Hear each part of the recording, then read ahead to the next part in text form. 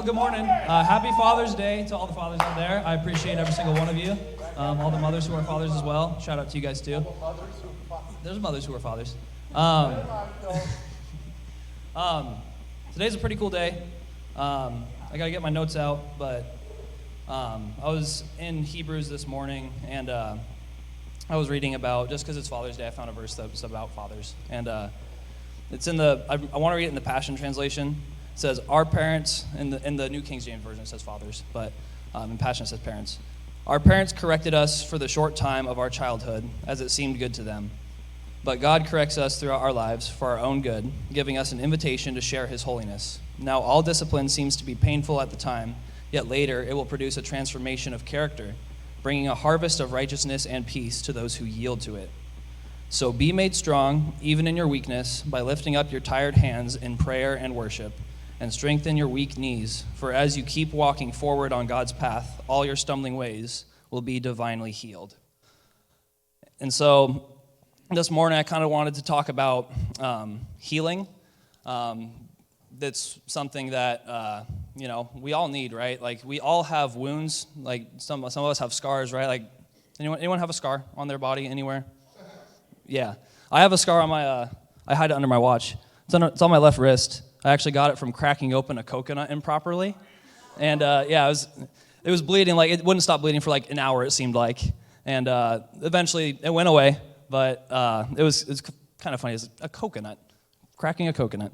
But anyway, when I look back at the scar now, I just kind of laugh. It's like, it's from a coconut. It hurt then really bad. I was like, oh my gosh, this is deep.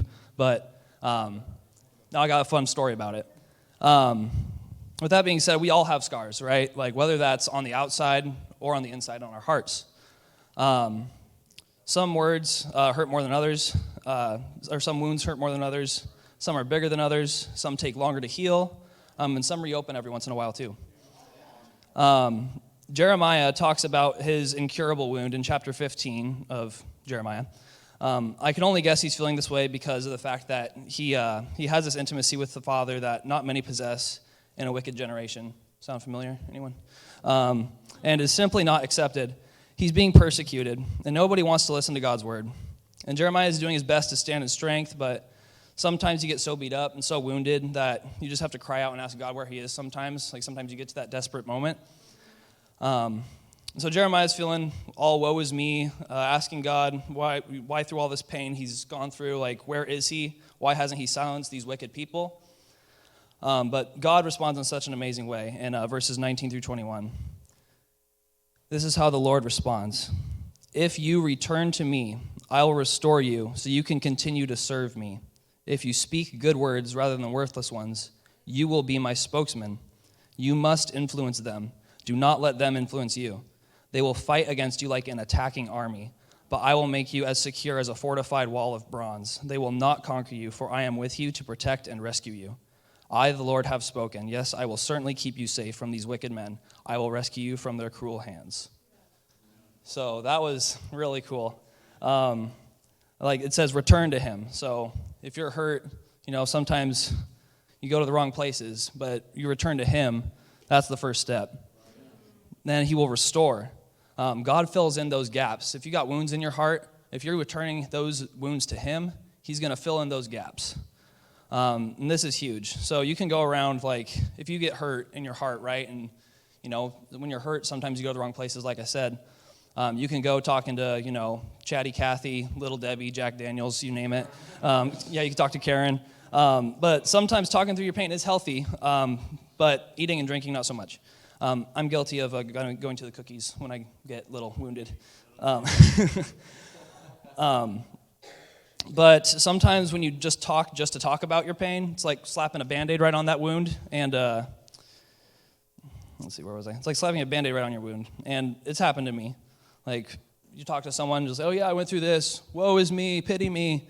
And after a little while, it just comes back. Like, it feels good for a little bit getting that pity, but it's not true healing. And we can allow the wounds of our heart to get that way if we don't take the time and take the proper steps to cleansing and disinfecting the wound first. When you want to experience true healing for your wound, I encourage you, if you're ever wounded, bring it to Jesus. One thing I learned when I went to a camp in Texas last October, a spiritual boot camp, if you will. And one of the things that we learned about was wounds. And one thing that we practiced saying, we took some intimate time with God, just like 15 minutes out to the side. And this is what we said, and we journaled. So we said, by ourselves, with God, Jesus, take me into the event, place, or season of my life where I was wounded that you want to show me. I give you permission and access to my heart and my pain. Help me be fully present as we walk into this place together. Please uncover my wound and meet me there. Has anyone ever heard the phrase, wounded people wound other people? So let's not be those people, right? If we have wounds in our hearts, let's get it cleared up. Give it to God. We want to be restored so we can continue to serve him with our whole hearts. Just like it's difficult to compete in a race with a wounded leg, it's even more difficult to compete in the spiritual race with a wounded heart. So when you allow God into your heart, give him full access and allow his love to guide you. Your scars and wounds will receive a healing like no other. God fills in those broken pieces of your heart and stitches the wounds with his love, grace, and forgiveness. And you know who else had some serious wounds? Jesus. And he knows a thing or two about being wounded. So try him, right? The healing is in his presence. Ask Jesus to show himself to you in those moments where you're wounded. When you visit your wound with him, look for him in that moment. He was there. He is there. And he knows what you're going through. And he spilled his blood so that our wounds could be healed every time.